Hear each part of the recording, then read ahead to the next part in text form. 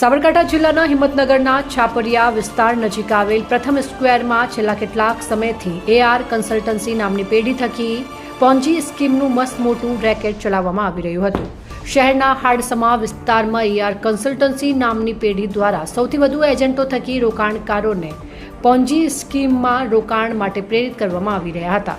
સાથે RBIના નિયમો નેવે મૂકી શહેરની વચ્ચે આવેલ પ્રથમ સ્ક્વેર કોમ્પ્લેક્સમાં સામાન્ય રીતે આજના યુગમાં લાખો કરોડોનું કૌભાંડ કરવું ગુજરાતમાં સામાન્ય બાબત બની જઈ રહી છે। તેવા સમયે પોન્જી સ્કીમમાં રોકાણ કરી રાતોરાત લખપતિ સહિત કરોડપતિ બનવાના સ્વપ્ન જોતા હોય છે। ત્યારે હિંમતનગરમાં શહેરના હાડસમા વિસ્તારમાં આલિશાન ઓફિસમાં ચાલતી લોભામણી સ્કીમ મામલે ફરિયાદ નોંધાયા બાદ સમગ્ર વિસ્તાર સહિત જિલ્લાભરમાં ખળભળાટ વ્યાપ્યો છે। સાથોસાથ પ્રથમ સ્ક્વેરની AR કન્સલ્ટન્સી પેઢીમાં પોલીસે તપાસ દરમિયાન લેપટોપ ડોક્યુમેન્ટ સહિતના દસ્તાવેજ જપ્ત કર્યા છે અને આરોપીઓને ઝડપી લેવા સર્વેલન્સ સહિતની ટીમો કામે લાગી છે। પોલીસે વિવિધ કલમો હેઠળ AR કન્સલ્ટન્સી નામની પેઢી સામે છેતરપિંડી સહિતની ફરિયાદ દાખલ કરતા મોટાભાગના રોકાણકારો સહિત એજન્ટો ભૂગર્ભમાં ઉતર્યા છે અને પોન્જી કંપનીનો માલિક સહિત તેના ભાગીદારો પોલીસથી બચવા માટે ભૂગર્ભમાં ઉતર્યા છે। નગર A ડિવિઝન પોલીસ સ્ટેશનમાં પુષ્પરાજસિંહ પરમારના હોય AR કન્સલ્ટન્સી અને AR કેપિટલના માલિક તથા અન્ય ભાગીદારો વિરુદ્ધ ફરિયાદ આપેલ છે।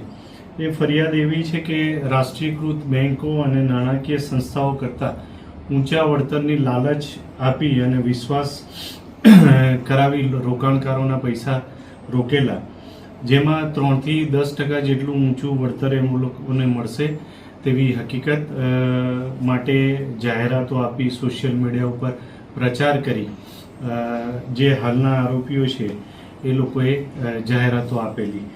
આ જાહેરાતોના વિશ્વાસમાં આવી હાલના ફરિયાદી તથા અન્ય 10 સાહેદોએ જુદા જુદા રકમનું રોકાણ કરેલું।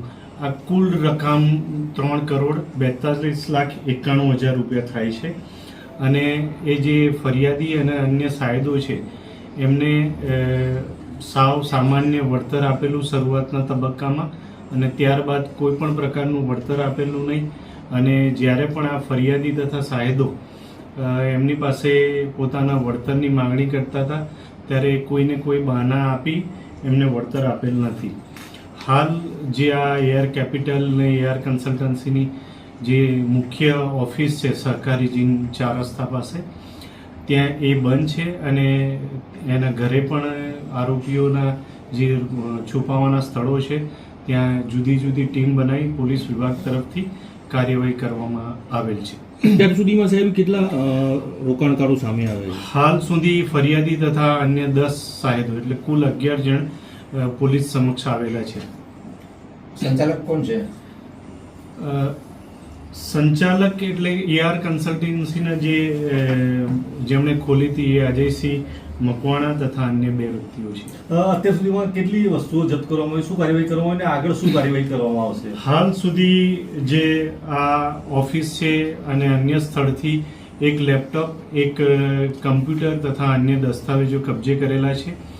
આરોપીઓ સત્વરે મળી આવે તે માટે અલગ અલગ ટીમો બનાવી પોલીસ તરફથી કાર્યવાહી કરેલ છે। અગાઉ આ AR કન્સલ્ટન્સી સામે કોઈ ફરિયાદ કે અરજી કે એવું કોઈ? અગાઉ આ AR કન્સલ્ટન્સી સામે કોઈ ફરિયાદ કે કોઈ અરજી ધ્યાનમાં આવેલ નથી।